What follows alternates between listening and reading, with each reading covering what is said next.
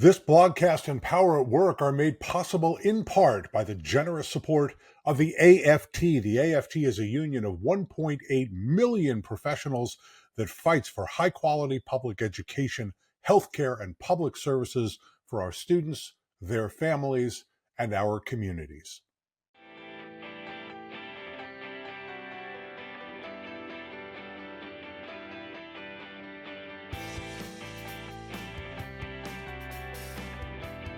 Hello, powerful people, and welcome back to Power at Work. My name is Seth Harris from the Burns Center for Social Change. Welcome to this very special Power at Work blogcast episode. In this episode, we will recap all of the blogcasts that were a part of the What Could Happen Under Trump series published on Power at Work. Power at Work published 7 episodes of What Could Happen Under Trump. In this blogcast, we'll show you clips of some of the most important insights shared by the 14 guests who generously participated in this series. We'll cover a lot of ground on a lot of topics, so get ready for Power at Work's What Could Happen Under Trump recap episode. But before we review our What Could Happen Under Trump series, you should know that Power at Work is a proud member of the Labor Radio Podcast Network. The network connects more than 200 radio shows and podcasts about labor. To learn more about the network or to find other labor radio shows and podcasts, please go to www.laborradionetwork.org. And if you want to listen to or download any or all of the Power at Work blogcasts in podcast form, they're available for streaming and download on Spotify, Apple Podcasts, and Overcast. Just search Power at Work on any podcast platform and enjoy all of Power at Work's content. And while you're there are 2 things we'd like you to do. Number 1, subscribe, and that way you won't miss even one episode of Power at Work. And second, please give us a 5-star rating. That will help other people like you and me who care about workers, worker power, unions, and worker collective action to find Power at Work's content. They will appreciate it, and so will we. We are reviewing and recapping the What Could Happen Under Trump series of blogcasts that began on December 11th, 2024 with my overview episode and continued through March 18th, 2025 with my interview of former U.S. Trade Representative Katherine Tai. Obviously, in this episode, we're going to show you only a small portion of the great conversations that we had with our guests in the What Could Happen Under Trump series. I want to vigorously and enthusiastically encourage you to go to the Power at Work website at poweratwork.us and click on the special feature that's just a few inches down on the front page that collects all 7 of the series blogcasts. It's headlined What Could Happen Under Trump. Just click on that and it will take you to links to all 7 of the episodes. But we wanted to lift a small number of clips from each of the episodes to capture some of the most important comments by our guests. Plainly, there was a lot to say, at least 7 hours worth. We're going to just scratch the surface here in this recap episode. We're not going to be able to distill all 7 hours into just a few minutes here. But I will take the blogcasts in the order in which we publish them so you will be able to find them very, very easily. There is one substantive lesson that we learned. There were many, there were dozens and dozens and dozens and dozens of lessons that we learned from these outstanding guests who graced us with their brilliance in these episodes. But there's one overarching lesson I think that we can learn from these episodes, and that is that almost all of our guests underestimated how extreme the second term of Donald Trump's presidency would be. And it wasn't just them. I also underestimated the extremism. For example, we didn't predict that Donald Trump would shut down the NLRB. We didn't predict the all-out assault on universities and colleges. We didn't predict the radical move to fire tens of thousands of federal employees without the legal authority to do it. But we did predict a lot of what would happen and both explained and analyzed it. At least our guests did. And there's a lot of great stuff in this series, and I recommend it to you enthusiastically. And perhaps this recap will whet your appetite for more. I certainly hope so. It's well worth your time. Let's begin with Blogcast number 75, What Could Happen Under Trump, a Labor Law Analysis, which we published before Inauguration Day on January 7th, 2025. Our guests were Professor Charlotte Garden of the University of Minnesota Law School. She's been a guest on Power at Work several times, and Professor Ben Sachs of Harvard University Law School. They are two of our country's top academic experts in labor law. We were really lucky to have them on Power at Work. One of the biggest questions in labor law under Trump is whether the president is legally permitted to fire members of the NLRB without cause, even though Congress has said that the president can't do that. Trump fired Gwynne Wilcox, a Democratic appointee and the first ever African-American woman to serve on the NLRB. And Trump's goal pretty clearly was to force that question into the courts. Here's what Charlotte said about the likely outcome of that case, which is currently pending in the United States Supreme Court. I wouldn't be surprised to see more limits on the ability of Congress to put in place good cause protections, even for the board members.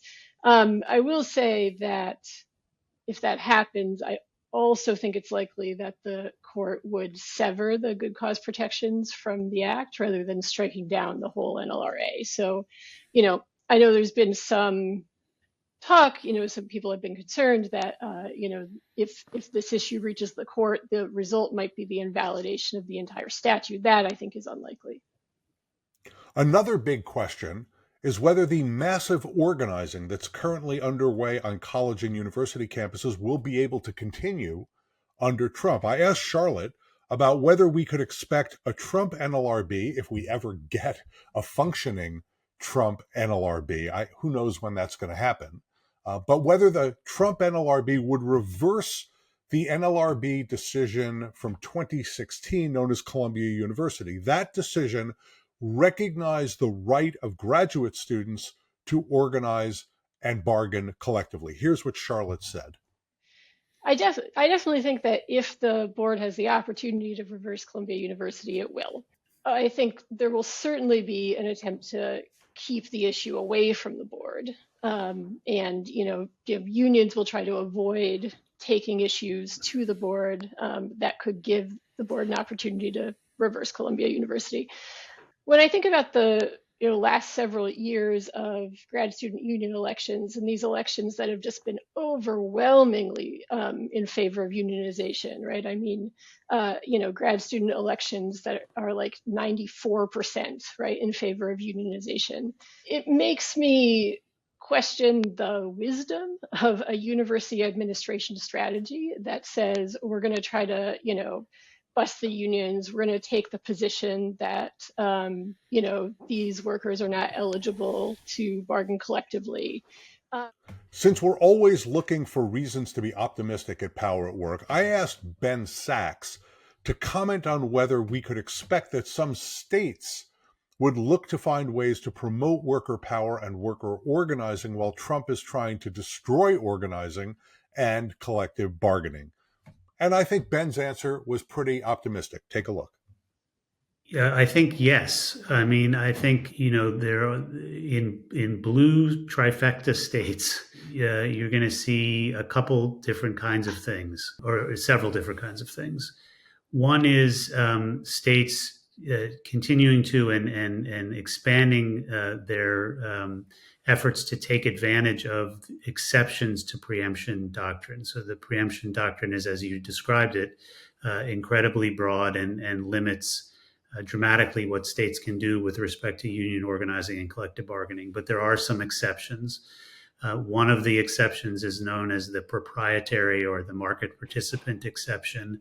And it's super complicated and Byzantine, but basically means that when states act as market participants, as distinct from states acting as governments, they have a latitude to implement their favored labor policies. So when it comes to contracting and procurement and state expenditure of funds, there are things states can do. And I think we'll see more and more of that. I also think we're going to see more of the FAST Act sort of worker board approach, which is not collective bargaining, not union organizing, but collective representation. Cindy Estlin calls it sectoral co-regulation. So it's sort of a regulatory model that involves workers in setting wages and working conditions. So absolutely, we're going to see states doing more and butting up against the limits of preemption doctrine. The very next week, we published Blogcast number 76, What Could Happen Under Trump, the Department of Labor.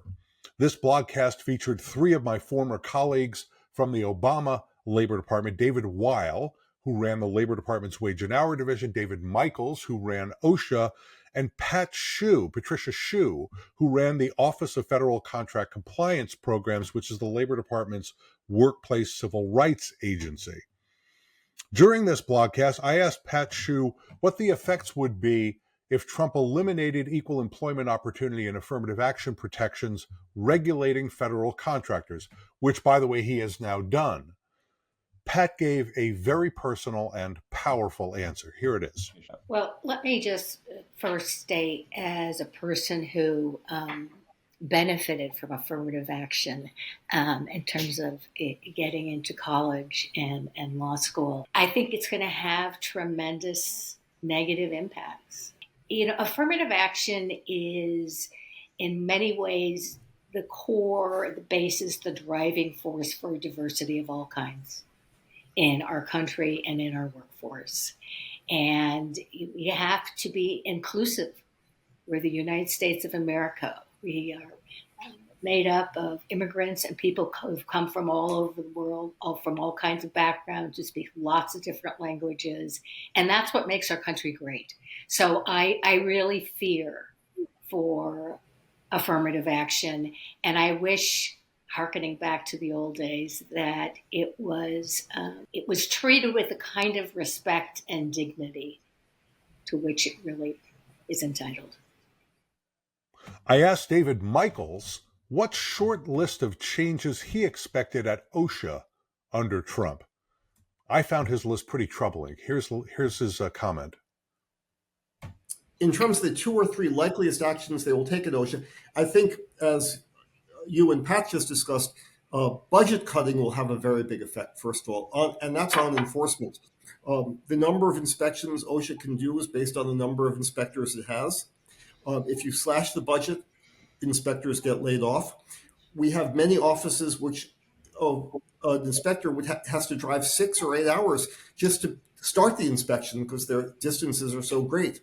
And so it really can have an impact on the inspection numbers.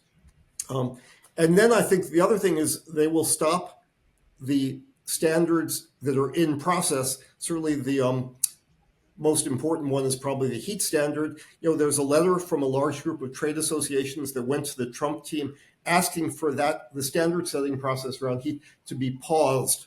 I think they probably couldn't say kill it, because that really wouldn't look politic to say, we're in periods of extreme heat, but we don't need OSHA standards. But let's pause it and look at what we can really do, which essentially means killing it.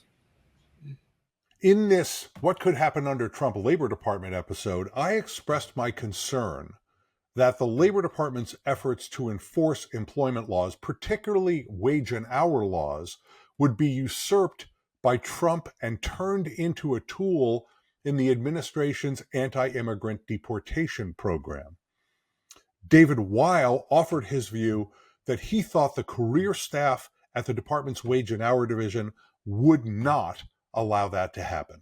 I think any of us who have ever led the Wage and Hour Division are very proud of what you described, Seth. The fact that if you are working in the United States, you are covered by our basic labor standards, regardless, irrespective of your immigration status. I can tell you that is so baked into the way the career staff think about their job. It's so baked into the way the agency operates. It's the reason why, if you look at the data, if you even FOIA data about from the Wage and Hour Division, you cannot find out whether any investigation was triggered by a complaint versus an agency initiated investigation. It's what one of my senior career colleagues once called, it's the Wage and Hour version of the prime directive from Star Trek. You do not reveal the basis of an investigation. You do nothing that could ever reveal a complainant. There has been a wall between Homeland Security and Wage and Hour that has, to my knowledge, not really been breached, even in the Trump administration. And I think that will continue. Now, we didn't publish an episode of the What Could Happen Under Trump series every week. We had some other business to conduct during the early days of the Trump administration. But on February 4th, 2025, we turned to union organizing. More specifically, we asked organizing directors from 3 unions to discuss what could happen under Trump, the future of organizing. Our guests were David Kahn from the American Federation of Government Employees, Steve Schwartz from the Laborers International Union, and Emily Stewart from the Service Employees International Union. This is the blogcast that caused me to have the most hope about worker power during Trump's second term, because these organizers knew, generally speaking, what was coming, and they were adjusting their organizing, not just in response to Trump, but also to be more effective in the future. They know there is a need for the labor movement to grow, and they are adjusting their programs accordingly.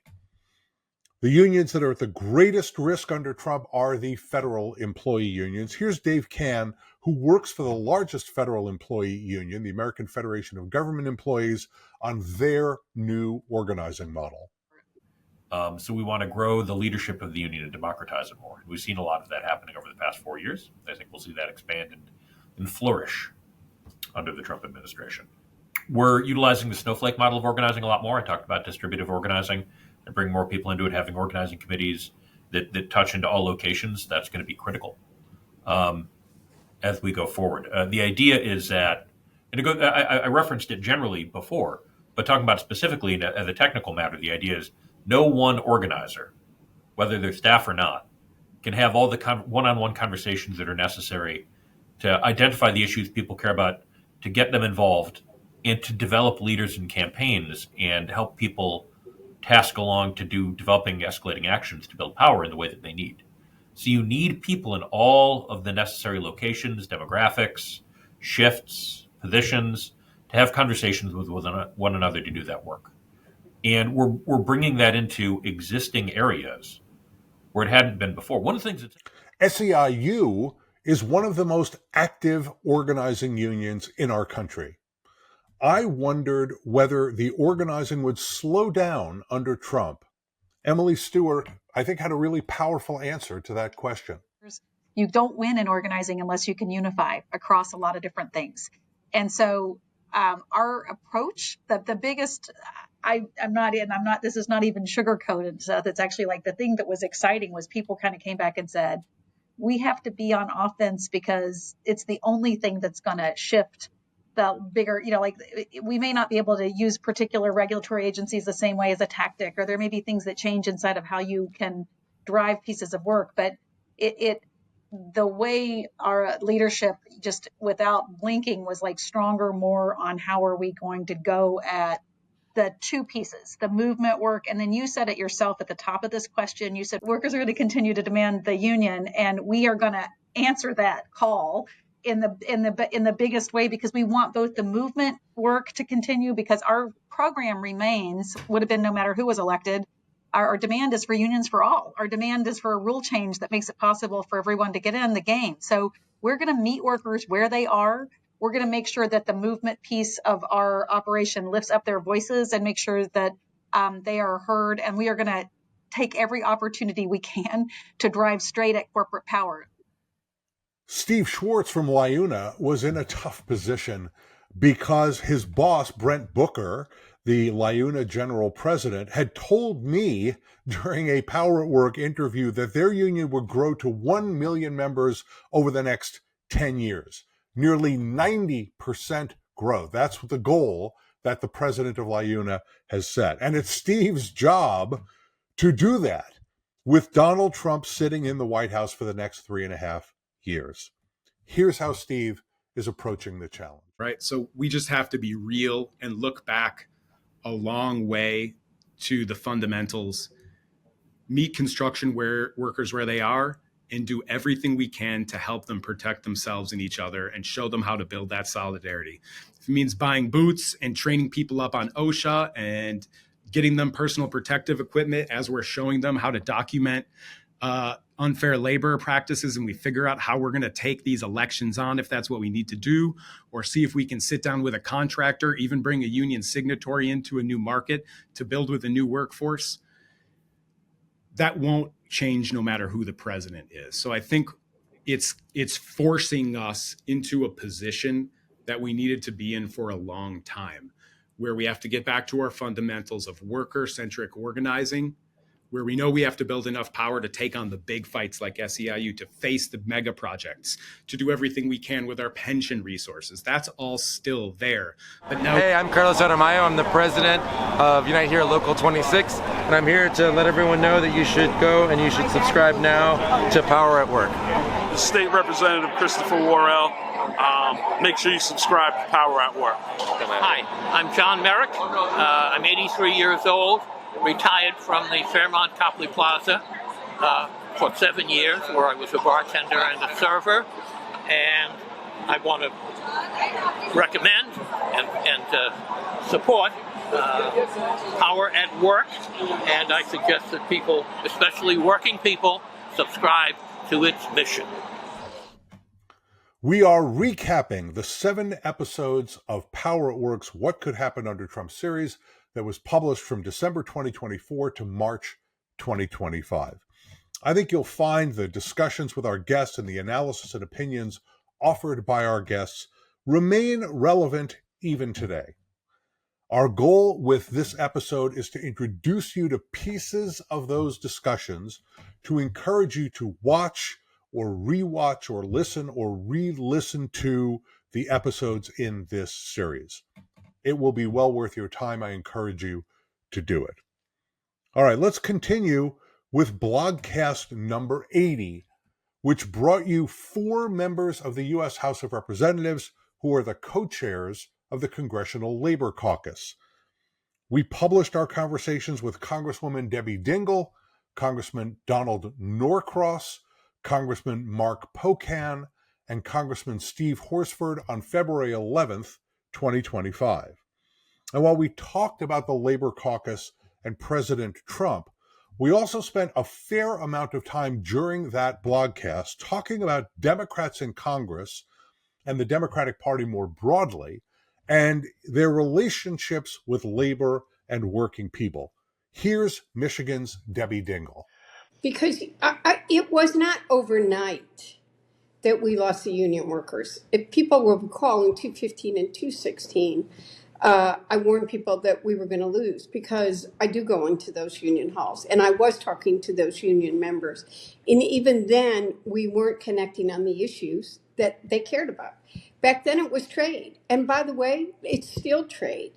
I think the way that Donald Trump tried to impose tariffs on Mexico and Canada this week got everybody's attention, because it would have been across the board and it would have increased costs for every American. But the fact of the matter is, tariffs are a tool in the toolbox that help manufacturing, autos, steels, etc.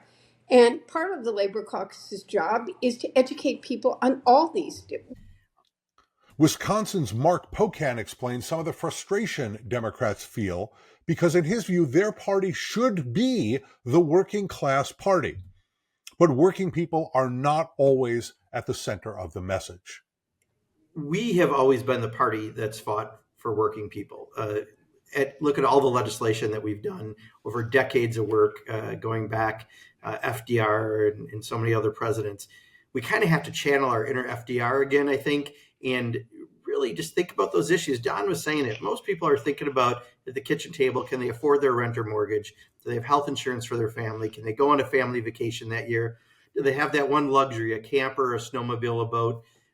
That's what they're thinking about every day. And if we're not talking about that, we're not talking to working people as much, and we lost for the first time in quite a few years, the people who make $30,000 to $100,000. And we shouldn't have, because we are the one who fights for their best interests, but we didn't say it enough. New Jersey's Donald Norcross, who himself was a union member, a union electrician, and a union leader, agreed with his colleagues, and he highlighted a stark difference between the agenda being advanced by Donald Trump's Republican Party and the Democrats in the Labor Caucus. But what we're trying to do, particularly from the Labor Caucus, is keep a focus on where the impacts of working men and women of organized labor and all workers are.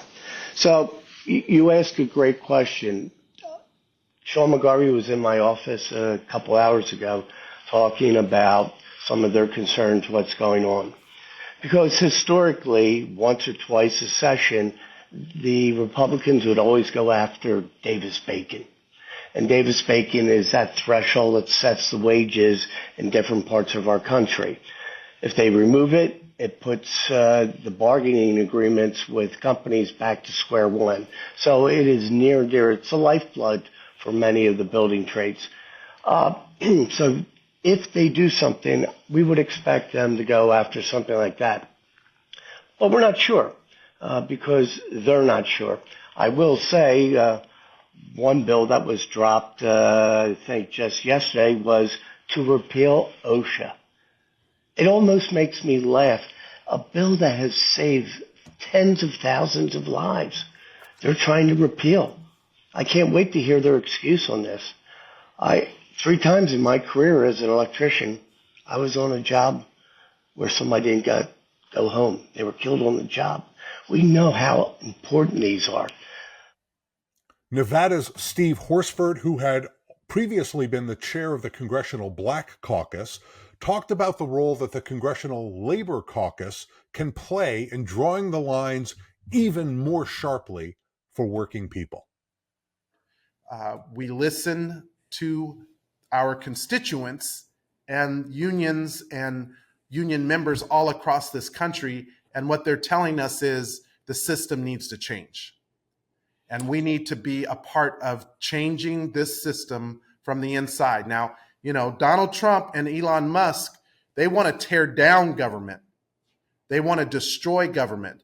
They are installing hackers into our systems in order to literally take away people's confidence in our government and our public institutions. We need to have a counter because, look, I don't work for the federal government. I work for 700,000 people in Nevada who elect me to do a job, and that job is to hold government accountable to its people, to my constituents. And in order to do that, I also have to fight to make government more efficient, more accountable, more transparent, and more focused on the issues that my constituents actually expect. And there is a big role for the Congressional Labor Caucus, especially in this moment when there's a talk about how people are losing faith in our government. There's a role for the Congressional Labor Caucus to play to make sure that we are fighting for them every single day and that they see it in the results of our work. The very next week, we were privileged to interview Doreen Greenwald, the president of the National Treasury Employees Union for the What Could Happen Under Trump series. NTEU is the second largest union of federal workers, and their members and hundreds of thousands of federal workers are under an all-out assault by the Trump administration. President Greenwald and her union, along with the American Federation of Government Employees and other unions, with the strong support of the AFL-CIO as well and some nonprofit law firms, are fighting back in court, in the streets, and beyond. President Greenwald explained why the villainization of federal employees is so wrong. This is about our country and where we want to be going forward. Now, I know there's people out there who say, we pay too much in taxes, things aren't working for me. I hear you. I think we should have that real conversation. I think we should work to make things work better for folks, but don't blame federal employees, because federal employees are doing the work they were hired to do. They don't create policy. They follow the regulations they are given. Congress creates policy. And that's part of what our lawsuit talks about, is here you have through executive order an effort to ignore Congress, in essence, and take away, even we saw some of the things with funding. Congress passes funding, and there's been efforts even to ignore Congress's will here. So I'm asking Congress to pay attention and step up and protect the federal government. And I'm asking all citizens who know federal employees, know them to be good people, and to stand up for them. Because if we don't, we will not have the country that we expect. I asked President Greenwald if there had been any effort by the Trump White House to reach out to her and other federal employee unions to try to work together to solve some of these problems. The answer was no, but it led to one of the most passionate defenses of workers, unions, and collective bargaining I think you're ever going to hear. I wish this administration would be willing to work across the table with unions. Unions are just the voice of the people that support them. They're the workers. And all workers want is a fair shot. They want to sit across the table, have a say in improving their workplace, making sure that somebody has their back and is treating them fairly, so that they can focus their efforts on doing the work they were hired to do. That's what a union is. And so it's sad to me that there's these attacks going on, because we sit across the table from agencies. We negotiate these contracts. They're not a union contract, they're a joint contract. And we agree to provisions that both sides accept and acknowledge. And what we find when we have a transparent agreement like that, you have less problems in the workplace. You have a more higher morale, more productive work staff. You have a clear, transparent way of like how promotions are handled, different benefits that can be provided to people. It's just a clear understanding that builds a stronger workforce. You should want to hear from your workers, because if you're successful, your workers are successful. So there's a reason to have that strong relationship. Finally, on March 18th, 2025, we interviewed former U.S. Trade Representative Katherine Tai for our episode entitled What Could Happen Under Trump? Tariffs, Trade, and Worker Power. Tariffs are an especially complicated area of policy, but they've been all over the news lately because of Donald Trump's favorite economic policy, along with massive tax cuts for the rich, and that is tariffs. Fortunately, Ambassador Tai joined us to help explain the challenges of trade and tariffs, including answering the seemingly very basic question, are there good tariffs and bad tariffs? Here's what she said. And let me put it this way. I mean, in a sense, yes, there are. But the analogy I like to use, and, I'm going to keep workshopping this for just the right analogy that really resonates with everybody, is I think about the tariff because I'm a trade policy person. And, tariffs are our bread and butter. They're a very basic tool that you apply at the border that regulates trade, right? Tariffs are for us like a 2x4 is for people in the construction industry, right? A tariff is a tool. It's a material, and it all depends on what you do with it. So like a 2x4, right? You could use a tariff to build something, an industrial policy, a protection against fair trade. You could use it to level the playing field. You could use it to shelter an infant industry that somehow needs to be sheltered from unfair trade, especially, or an established industry that is on the ropes and struggling to survive, again, because of competitive winds and pressures in this globalized world. So that's the way we think about it, which is tariffs can be very, very useful. Now, like with a 2x4, you could just go out in the street and start swinging it around and threaten to beat people with it, attach some nails to it, actually attack people with it, right? And use it in non-constructive and destructive ways. So, since there are good tariffs and bad tariffs, and by extension, good trade policy and bad trade policy, is it possible to have a worker-centered trade policy that builds worker power? Ambassador Tai tells us why the answer is an emphatic yes. Now, why do we call it a worker-centered trade policy? I think that no one has ever put those 4 words in that combination before. And that was the whole point. It recognized that American trade policies in the most recent decades have been constructed, have been designed and implemented not for our workers. That we had other stakeholders at the center, we had other goals at the center, but putting the well-being of our workers and empowering our workers was never the point of our trade policies. And boy, are we paying for it now. So a worker-centered trade policy begins with essentially an apology, a recognition that our trade policies have been on the wrong track, and we are going to start to correct for it by putting workers at the center and putting the word worker at the beginning of what we say that we are going to do, which is we're still going to do trade policy.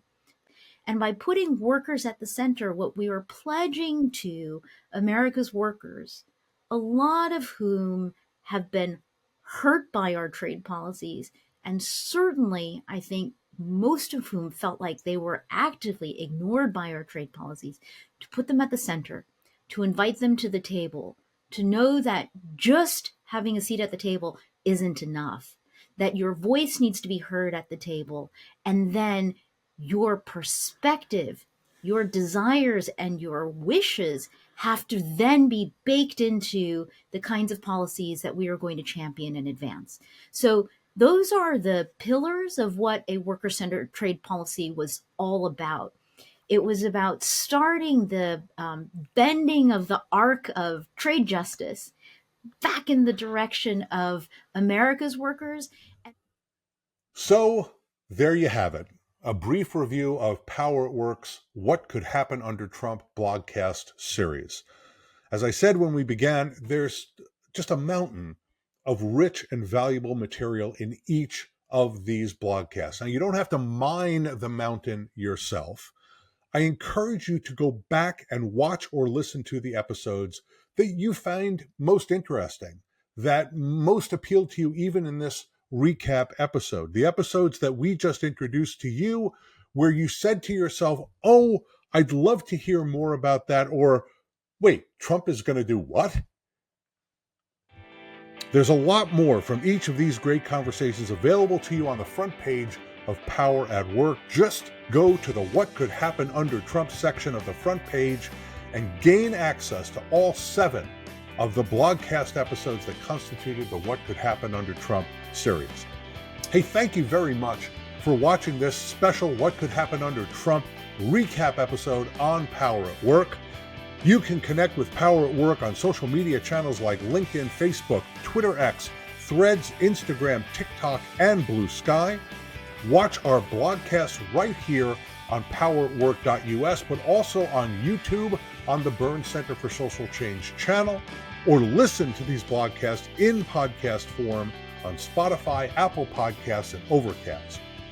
Thanks again for joining us, and we will see you again on Power at Work very soon.